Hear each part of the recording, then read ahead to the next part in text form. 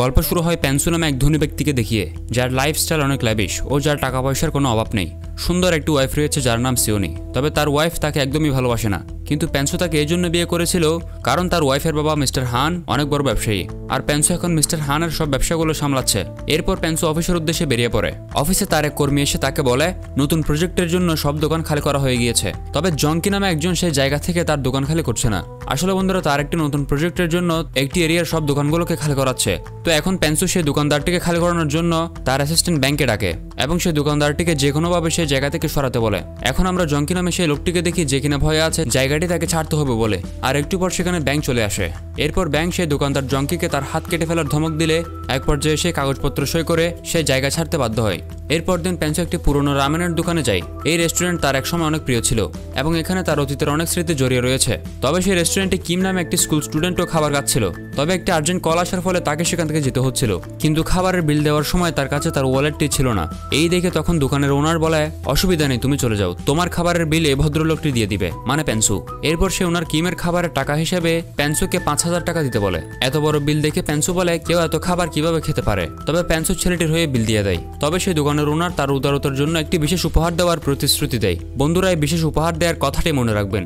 এরপর সে গাড়ি নিয়ে কোথাও যাচ্ছিল, কিন্তু পরিষ্কার করা গাড়ির জন্য রাস্তায় জ্যাম হয়, তাই সে সেখানে দাঁড়িয়ে যায়। তখন আবার আমাদের দেখানো হয় সেই রেস্টুরেন্টে খাবার খাওয়া সেই কিম নামের স্টুডেন্টটিকে, যে কিনা একটি বিল্ডিং এর ধারে দাঁড়িয়ে আছে এবং একটি জুতা নেওয়ার চেষ্টা করছে। তবে হঠাৎ সে তার ভারসাম্য হারিয়ে নিচে পড়ে যায়। তবে তার নিচে দাঁড়িয়ে ছিল পেন্সু, আর কিম সোজা গিয়ে পেন্সুর গায়ের উপরই পড়ে। এরপর পেন্সু বেহুশ হয়ে যায়, আর হুঁশ আসলে দেখতে পায় সে হসপিটালে আছে। তবে তার হুঁশ আসা দেখে সেখানের নার্সটি তাকে বলে এই ছেলে তুমি সুস্থ আছো। এই শুনে পেন্সু ভাবতে থাকে আমি তো 35 বছরের বয়স্ক লোক, সে আমাকে কেন ছেলে বলে ডাকছে। তাই সে উঠে একটি আয়নায় তার চেহারা দেখে। তবে আয়না দেখে সে পুরো অবাক হয়ে যায়, কেননা সে আয়নায় রয়েছে সে রেস্টুরেন্টে খাবার খাওয়া ছেলেটির চেহারা। তবে পেন্সু কিভাবে কিমের শরীরে এসে গেল? আসলে বন্ধুরা, কিম পেন্সুর উপর পড়ার ফলে তাদের আত্মা এক্সচেঞ্জ হয়ে গিয়েছে। তখন সে হসপিটালে তার নিজের বডিকেও দেখতে পায় যে কিনা কোমায় রয়েছে, আর তার বডির মধ্যে কিমের আত্মা আছে। সে কিছু ভাবার আগেই এই কিম নামে ছেলেটির বাবা সেখানে চলে আসে, যে আর কেউ নয় সে দোকানদার জঙ্কি। তবে যাই হোক, এখন বর্তমানে কিম যে কিনা আসলে পেন্সু তার বাবাকে উল্টাপাল্টা কথা বলছিল। তখন ডাক্তার বলে কিমের মাথায় আঘাতের ফলে তার মেমোরি লস হয়ে গিয়েছে। কিন্তু বন্ধুরা, আসল ব্যাপার তো আমি আর আপনি জানি, এখানে মেমোরি না, পুরো আত্মাটাই চেঞ্জ হয়ে গিয়েছে। তবে একটু পর পেন্সুর সেই রামেনের দোকানের মহিলাটির বিশেষ উপহার দেওয়ার কথাটি মনে পড়ে এবং সে বুঝে যায় যে এইসব কিছু সেই মহিলাই করেছে। তাই সে দৌড় দেয় সেই রামেন শপে, কিন্তু সেখানে গিয়ে দেখে সেই দোকানটাই গায়েব হয়ে গিয়েছে, আর সেই মহিলাও গায়েব হয়ে গিয়েছে। এইসব দেখে পেন্সুর সিস্টেম পুরো হ্যাং। এরপর আমরা পরিচিত হই পেন্সুর প্রতিদ্বন্দ্বী বা শত্রু ইয়ং এর সাথে। ইয়ং পেন্সুর কোমায় থাকার খবরটি পেয়েছে, আর এই পরিস্থিতির সুযোগ নিয়ে পেন্সুকে মেরে ফেলার পরিকল্পনা করছে। অন্যদিকে পেন্সু তার ঘরে যায়, কিন্তু পেন্সু কিমের বডিতে থাকার ফলে তার ওয়াইফ তাকে দেখে ভয় পেয়ে যায়। পেন্সু তাকে এই পরিস্থিতির ব্যাপারে অনেক বোঝানোর চেষ্টা করে, তবে তার ওয়াইফ সিকিউরিটি গার্ড এনে তাকে পুলিশের হাতে তুলে দেয়। পুলিশ স্টেশনে কিমের বাবা তাকে নেয়ার জন্য আসে। তার বাবা পুলিশকে তার মেমোরি লসের কথা বললে পুলিশ তা বুঝে তাকে ছেড়ে দেয়। এরপর পেন্সু আবার হসপিটালে গিয়ে তার বডিকে ফিরে পেতে মরিয়া হয়ে নিজের বডির উপর বারবার ঝাঁপিয়ে পড়তে থাকে। ঠিক তখনই তার অ্যাসিস্ট্যান্ট ব্যাংক সেখানে প্রবেশ করে তাকে থামায়। তখন পেন্সু আবার অনেক বোঝাতে থাকে যে সে এই ছেলে কিমের বডিতে আটকা পড়ে গিয়েছে। তবে ব্যাংক মনে করে সে তাকে বোকা বানাচ্ছে, তাই সে তাকে রুম থেকে বের করে দেয়। তো এরপর উপায়ন্ত আর কিছু না পেয়ে সে জঙ্কি মানে কিমের বাবার বাড়িতে চলে আসে। এখানে কিমের বাবা জঙ্কি তার জন্য অনেক খাবার রান্না করে। তবে এতগুলো খাবার দেখে পেন্সু বলে সে এত খাবার খেতে পারবে না। কিন্তু কিছুক্ষণ পর প্লেটগুলো খালি হয়ে যায়। সে বুঝতে পারে যে যদিও তার মাইন্ড আলাদা, তবুও সে কিমের শরীরে আছে, যার ফলে তার ক্ষুধা বাড়ছে। তবে এরপর জঙ্কি বলে যে সে বিশ্বাস করে কিম যে বিল্ডিং এর ধারে গিয়েছিল তাকে আসলে স্কুলের অন্য ছেলেরা বুলি করে বাধ্য করেছিল, যার ফলস্বরূপ দুর্ঘটনাটি ঘটেছে। তাই এরপর দিন তারা স্কুলের প্রিন্সিপালের সাথে এই বিষয়ে কথা বলতে যায়। তবে সেখানে গিয়ে কিমের বডিতে থাকা পেন্সু প্রিন্সিপালের সাথে হ্যান্ডশেক করতে যায় এবং প্রিন্সিপালের সিটে বসে যায়। তার এসব আচরণ দেখে প্রিন্সিপাল অবাক হয়। তবে কিমের বাবা তার মেমোরি লসের কথাটি প্রিন্সিপালকে বুঝিয়ে দেয়। তবে স্কুলের অন্য ছেলেদের বুলিং এর দুর্ঘটনার ব্যাপারে জিজ্ঞেস করলে প্রিন্সিপাল দাবি করেন যে তাদের স্কুলে এই ধরনের কোনো কিছুই ঘটে না। তবে পেন্সু প্রিন্সিপালের মিথ্যাচার বুঝতে পারে এবং দুর্ঘটনার কারণ কি তা খুঁজে বের করার সিদ্ধান্ত নেয়। এরপর সে ক্লাসে যায়। তখন একদল ছেলে তাকে উত্তপ্ত করছিল। এসব দেখে পেন্সু বুঝতে পারে যে কিম আসলে একজন সহজ সরল ছেলে, যাকে অন্য ছেলেরা সবসময় বুলি করত। এরপর লাঞ্চ ব্রেকের সময় পেন্সু দেখে পপুলার ছেলে মেয়েগুলো হানা নামে একটি মেয়েকে বিরক্ত করছিল। তারা তার খাবারে কোল্ড ড্রিঙ্ক মিশিয়ে দিয়ে তাকে সেটি খেতে বাধ্য করে এবং এরপর পুরো প্লেটের খাবার তার উপর ফেলে দেয়। তাই তখন তাদেরকে পেন্সু থামতে বলে। তখন সেখানে এক ছেলে তাকে রেগে মারতে যাচ্ছিল। তবে সেখানে টিচার আসায় সেই ছেলেটি থেমে যায় আর সেই ছেলেটি তাকে বাইরে দেখা করার জন্য বলে। এরপর বাইরে সেই ছেলেটি আবার তাকে মারার চেষ্টা করতে থাকে। তবে কিমের বডিতে থাকা পেনসু তাকে ধরে উদ্যম দেয়, একই সাথে তার সাঙ্গপাঙ্গদেরও, এবং সেখান থেকে ভাব নিয়ে চলে যায়। এসব দেখে সেই ছেলেগুলো ভাবতে থাকে এর ভেতর আবার এত সাহস কিভাবে চলে আসলো। এরপর দিন ছেলেগুলো আবার তাদের ক্লাসের আরেকটি ছেলেকে ওয়াশরুমে বিরক্ত করছিল। তখন পেনসু ছেলেটিকে তাদের কাছ থেকে বাঁচিয়ে নেয় এবং সে বুলি করা ছেলেগুলোর কাছ থেকে তাদের মোবাইলটি নিয়ে নেয় এবং বলে কালকে আমি ফেরত দিয়ে দিব। মোবাইলটি সে নেয়, সে বুলিরা অনেক ভয় পেতে থাকে এবং মোবাইলটি আবার নিয়ে নিতে চায়। তবে পেনসু তাদের আবার দুচর মেরে মোবাইলটি তার ঘরে নিয়ে যায়। তবে মোবাইলে সে একটি ভিডিও খুঁজে পায় যা সেই অ্যাক্সিডেন্টের দিন করা ভিডিও। ওই ছেলেগুলো জুতাটি নিতে কিমকে বিল্ডিং এর ধারে উঠতে বাধ্য করেছিল এবং সেই থেকে অ্যাক্সিডেন্ট হয়ে তার ও কিমের বডির আত্মা পরিবর্তন হয়ে যায়। এই দেখে পেনসু রেগে যায়, মানে এক প্রকার ধরতে গেলে এই ছেলেগুলোর জন্য এইসব কিছু ঘটেছে। এরপর দিন দেখা যায় ওই বুলি করা ছেলেগুলোর লিডার পেনসুকে ফোনটি দেয়ায় তাদেরকে মারছিল, কারণ সেখানে ভিডিওটি রয়েছে। তবে তখন সেখানে পেনসু আসে এবং সে লিডারকে সাবধান করে যেন সে আর কাউকে বিরক্ত না করে, এবং সে মোবাইলের ভিডিওটি পুলিশকে দিয়ে দেওয়ার ধমক দিয়ে যায়। তাই এখন সেই বুলি করা ছেলেগুলোর পেনসুর কথা শোনা ছাড়া উপায় নেই। অন্যদিকে পেনসুর স্ত্রী তার কোমায় থাকা অবস্থার সুযোগ নিয়ে অন্য পুরুষদের সাথে ডেটিং শুরু করে। তবে সেখানে পেনসুর শত্রু ইয়ং এই পরিস্থিতিতে তাকে ধরে ফেলে এবং তার সাথে হাত মেলাতে ব্ল্যাকমেইল করে, আর শেষমেশ দুজনে মিলে পেনসুর পতনের পরিকল্পনা করে। সেই রাতে আবার পেনসু তার অ্যাসিস্ট্যান্ট ব্যাংকের সাথে দেখা করতে হসপিটালে যায়। এবারও তাকে বলে যে আমি তোমার বস, কিন্তু ব্যাংক বিশ্বাস করে না, কেননা তার সামনেই তো পেনসুর বডি পড়ে আছে। তবে পেনসু যখন কিছু গোপন অতীতের কথা তাকে বলে যা শুধু তারা দুজনেই জানে, তখন ব্যাংক বিশ্বাস করে আসলে কিমের বডিতে পেনসু রয়েছে। এরপর দিন আবার স্কুলের দৃশ্য দেখানো হয় যেখানে পেনসু তার অ্যাসিস্ট্যান্ট ব্যাংককে ফোনে বলছিল যতক্ষণ না আমার আত্মা নিজ শরীরে ফিরে আসছে ততদিন পর্যন্ত আমার কিমের বাবার ঘরেই থাকতে হবে। তারা দুজন বিভিন্ন বিষয়ে কথা বলছিল, কিন্তু তখন হানা যাওয়ার সময় তার সাথে ধাক্কা খায়, যার ফলে তার একটি ডল পড়ে যায়। পেনসু তার পিছু করে এবং তার ডলটি তাকে ফেরত দেয়। তবে ঘটনাক্রমে হানার মা মিসুনের সাথে দেখা হয়। তবে হানার মা মিসুনকে দেখে পেনসু অবাক হয়ে যায়, কারণ মিসুন তার প্রথম প্রেম ছিল, যাকে সে তার বর্তমান ধনী স্ত্রীকে বিয়ে করার জন্য ছেড়ে গিয়েছিল। তখন পেনসু তাকে তার নাম ধরে ডাকতে থাকে। এতে মিসুন অবাক হয় এবং তাকে বড়দের নাম ধরে ডাকতে মানা করে। এরপর পেনসু সেখান থেকে চলে যায়। এরপর সে মিসুন ও তার পুরোনো দিনের কাটানো সময়গুলোর কথা ভাবতে থাকে এবং সে ভাবতে থাকে যে হানা হয়তো তারই মেয়ে। তাই এর পরদিন সে হানার চুল নিয়ে এবং নিজের বডি থেকে চুল নিয়ে একটি ডিএনএ টেস্ট করে। এরপর যখন ডিএনএ টেস্টের রিপোর্ট দেখে সে জানতে পারে যে হানা আসলে তার মেয়ে। এটি জানার পর সে অনেক খুশি হয় যে তার একটি মেয়ে রয়েছে। এরপর দিন স্কুলে হানাকে অন্য মেয়েরা বুলি করছিল, তবে তখন পেনসু বাবা হিসেবে তাদের কাছ থেকে হানাকে বাঁচিয়ে নেয়। এরপর পেনসু তার অ্যাসিস্ট্যান্ট ব্যাংককে সেই বুলি করা মেয়েগুলোকে সাহায্য করতে বলে, কিন্তু ব্যাংক বলে এটা ঠিক হবে না, কারণ মেয়েগুলো নাবালিকা। তাই এরপর পেনসু মিসুনের সাথে গিয়ে দেখা করে এবং হানাকে সেলফ ডিফেন্স শেখানোর জন্য রাজি করায়, যাতে হানা স্কুলে বুলি করা মেয়েগুলোর থেকে নিজের আত্মরক্ষা করতে পারে। আসলে পেনসু বাবা হওয়ার কর্তব্য পালন করার চেষ্টা করছিল। তবে কথা বলতে বলতে মিসুন বলতে থাকে আমি হানাকে একা বড় করেছি, তার বাবা পেনসু অনেক খারাপ মানুষ। এই শুনে পেনসু নিজের উপরেই ঘৃণা করতে থাকে। তবে মিসুন পেনসুর বলা জিমটিতে হানাকে সেলফ ডিফেন্স শেখানোর জন্য পাঠাবে বলে জানায়। এরপর দিন হানা সেই জিমটিতে যায়, যেটা কিনা পেনসুর নিজেরই জিম ছিল। হানা তখন কিমকে অর্থাৎ পেনসুকে জিজ্ঞেস করে সে এখানে কেন। পেনসু বলে সে ওজন কমাতে এখানে এসেছে। আর এরপর থেকেই এই বাবা মেয়ে ট্রেনিং করা শুরু করে। এর মধ্যে পেনসু তার মেয়ের সাথে সময় কাটানোর সুযোগ পায়। পেনসু কিমের শরীরের ওজন কমাতে লেগে যায় আর হানা সেলফ ডিফেন্স শিখতে থাকে। এভাবে ট্রেনিং করতে করতে পেনসু কিমের শরীরের ফ্যাট কমিয়ে ফিট হয়ে যায়। এরপর পেনসু যখন স্কুলে যায় তার হ্যান্ডসাম চেহারা দেখে স্কুলের সব মেয়েরা তার উপর ফিদা হয়ে যায়, এমনকি সে বুলি করা মেয়েগুলিও। এরপর লাঞ্চ ব্রেকের সময় সে বুলি করা মেয়েগুলো আবার হানাকে বিরক্ত করছিল। তবে এইবার হানা তাদের সবাইকে উত্তম দেয় আর নিজেকে রক্ষা করে। তখন তারা সবাই ও হানার এমন সেলফ ডিফেন্স দেখে চমকে যায়। এই দেখে পেনসু অনেক খুশি হয়।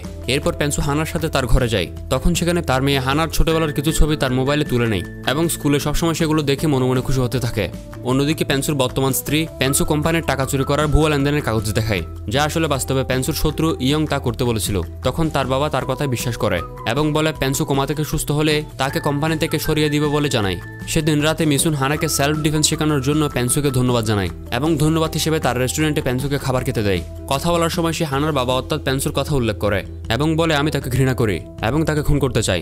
এই শুনে পেনসুর 12টা বেজে যায়। তবে এরপর রেস্টুরেন্টে কিছু কাস্টমার আসায় মিসুন কাস্টমারদের খাবার সার্ভ করে, কিন্তু সে কাস্টমারগুলো মিসুনকে বাজেভাবে টাচ করছিল। তখন এই দেখে পেনসু তাকে ভিতরে যেতে বলে এবং সেই লোকগুলোকে ধরে কেলানি দিতে লাগে। তখন মিসুন কিমের সব আচরণ লক্ষ্য করে এবং তাকে জিজ্ঞেস করে সে আসলে কে। অবশেষে পেনসু তার শরীর পরিবর্তনের বিষয়ে সবকিছু বলে। স্বাভাবিকভাবে মিসুন তার উপর বিশ্বাস করে না। তবে পেনসু তাকে চ্যালেঞ্জ করে যে সে যা জানতে চায় তাকে জিজ্ঞেস করুক। তখন মিসুন তাদের সম্পর্কের কিছু অতীতের ঘটনা জিজ্ঞেস করে। তখন পেনসু সব প্রশ্নের উত্তর সঠিকভাবে দিয়ে দেয়। মিসুন হতবাক হয় আর বিশ্বাস করে না। তবে তখন মিসুন তাকে তাদের কাছ থেকে দূরে থাকতে বলে। সে বলে এত বছর যাবত তুমি কোথায় ছিলে, এখন তোমাকে আমাদের জীবনে আর আসতে হবে না। তখন পেনসু সেখান থেকে চলে আসে। এখন আমাদের একটা অতীতের ফ্ল্যাশব্যাক দেখানো হয়, যেখানে পেনসু মিসুনকে বলছে এটা আমাদের শেষ দেখা। সে ধনী হওয়ার জন্য তার বসের মেয়েকে বিয়ে করতে যাচ্ছে এবং মিসুনকে তাকে ভুলে যেতে বলে। এরপর দিন স্কুলের একটি সুন্দর পপুলার ছেলে হানাকে তার বার্থডে পার্টিতে আমন্ত্রণ জানায়। হানা যাকে কিনা কেউ কখনো পার্টিতে ডাকেনি, তাই তাকে পার্টিতে ইনভাইট করায় সে পরদিন অনেক উৎসাহ নিয়ে সেই ছেলেটির বার্থডে পার্টিতে যায়। তবে সেই ছেলেটির উদ্দেশ্য ভালো না, সে হানাকে অপমান করার জন্য এখানে ডেকেছে। অন্যদিকে পেনসু মিসুনকে আবার মেসেজ করে একটি রেস্টুরেন্টে ডাকে। তবে মিসুন স্পষ্টভাবে জানিয়ে দেয় তাকে তাদের জীবনে চায় না। পেনসু তার কাছে অনেক ক্ষমা চাইতে থাকে। এখন মিসুন তাকে দূরে সরায় এবং তাকে এক চড় দেয়, কিন্তু পেনসু তার পিছু করতেই থাকে। তবে তখন পেনসু কিমের এক বন্ধুর কাছ থেকে ফোনে জানতে পারে সেই বুলিং করা ছেলেগুলো হানাকে বিপদে ফেলেছে। তখন পেনসু তাড়াতাড়ি সেই পার্টিতে পৌঁছায় এবং সেখানে গিয়ে দেখে জন্মদিনে ইনভাইট করা ছেলেটি এবং বুলিং করা ছেলেরা সবাই মিলে হানার উপর ড্রিঙ্ক ঢেলে তাকে ভিজিয়ে দেয় এবং সবাই তাকে হেনস্থা করতে থাকে। তার মেয়ের এমন অবস্থা দেখে পেনসু অনেক রেগে যায় এবং সবাইকে এক এক করে ধরে মারতে থাকে।